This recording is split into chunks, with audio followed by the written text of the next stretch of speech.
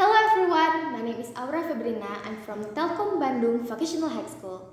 Well, now I'll be telling you a story in the title of The Altruistic Grandpa, written by Elena Nawaz.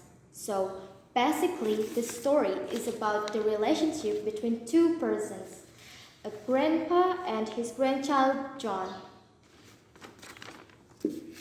John's parents died in an accident many years ago.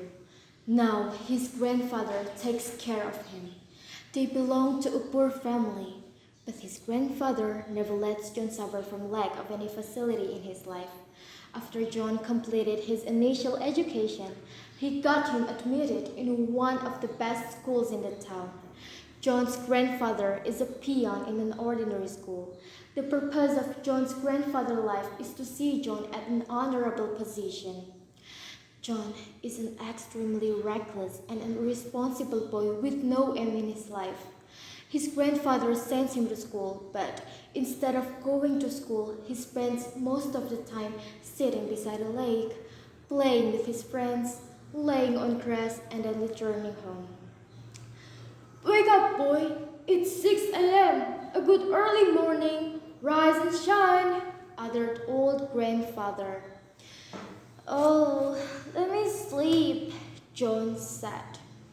"Go out and have a morning walk. You will feel energetic," old grandfather said. "Okay, fine," John said. He woke up. "Grandfather never lets me sleep," John thought. John went for a walk. In the meanwhile, his grandfather prepared breakfast for him. Breakfast consisted of one slice of oily bread and a tea without milk and sugar. John returned. "Come, have breakfast," old grandfather said. "Is it a breakfast? What kind of breakfast is this, Grandpa? I can't even think of eating it. Since my childhood, you forced me to eat this stuff. Now I'm tired. I can't eat it. I'm going to school," John said. Grandfather put breakfast aside and started cleaning the house. As he went to John's room, he saw his satchel. Oh, he has again forgotten to pick up his school bag. He must be worried about it. What if teacher asks about homework and he doesn't have the notebook? He will be embarrassed and upset, Grandfather thought.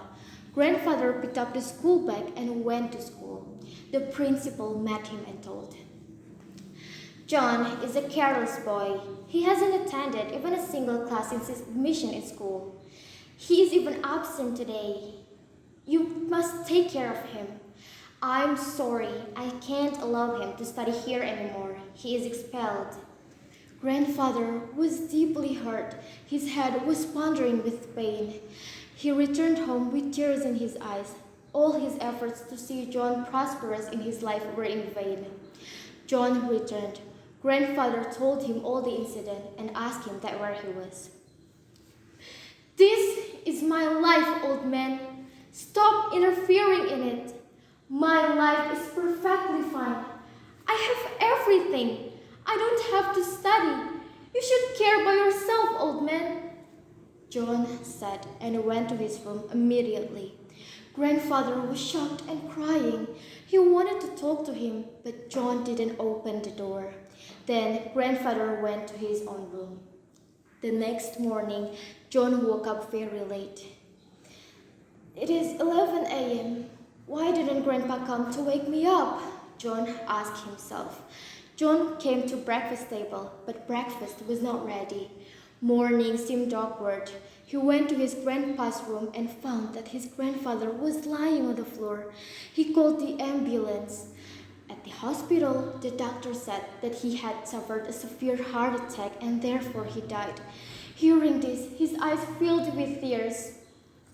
He went to his grandfather's dead body and said, "I'm sorry, Grandpa. I'm so sorry. It is all my fault. I'm sorry." Then, after his grandfather's funeral, he came back home. There was complete silence in the house. There was no one to advise him now. There was no one to interfere in his life now. There was no one to tell him to study. He went to his grandfather's room. There was a little box with a note. He opened the note and read it. John, you do not comprehend all my efforts to provide you all the facilities in your life. You say your life is flawless. You can't even imagine what sacrifices I have made to make things perfect for you. When I force you to wake up early in the morning, you get annoyed. But you don't understand that I sacrificed my sleep to wake you up in the morning. There's pain in my heart, the agony that is taking my life away. But I intend to disclose something before I die. This silver box contains a lot of money that I have saved for your higher education since you were a kid. I apologize for the oily bits of bread I forced you to eat. I wanted to save money for your better future. My son, this is the moment when you have to decide how to use this money to build a better future for yourself. The old guy is now retiring from all of his duties. Don't be sad, my child. I've already forgiven you. Be courageous and good luck. These words of Grandpa had a strong influence on John's mind. Perhaps after reading the letter, his life changed forever. The next morning, he went to his school, retook the admission as he was expelled for his prolonged absence. He started studying diligently. The years went on. He got so many educational scholarships that helped him accomplish his studies without any financial burden. He continued to study hard with full focus and concentration. And at last, after years of hard work, the day came when he became the top surgeon of his town. He named his hospital after his late grandfather. He went to his grandfather's grave and said, "My grandpa, your death changed me. It changed my thinking, my life forever. I wish I would have realized all these things when you were alive, but unfortunately, I didn't.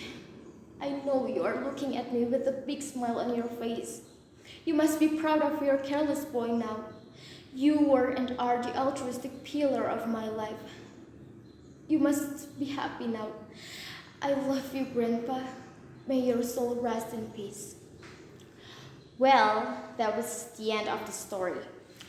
Alright, fellas, there are some messages that we can take from the story. First, we must love and respect our parents, whoever they are. Our mother, father, uncle, aunt, or grandparents. Second, good education is the provision for a bright future. So, study seriously to achieve your goals. Third, John's character in the story became a very famous surgeon and was able to build his own hospital. That is the evidence of hard work and discipline in realizing what he dreamt of. So, if you want to be a successful person in the future, first, you must love and respect your parents.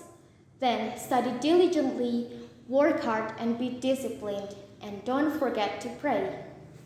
Thank you so much for watching. Hope you enjoyed my video. Have a good day.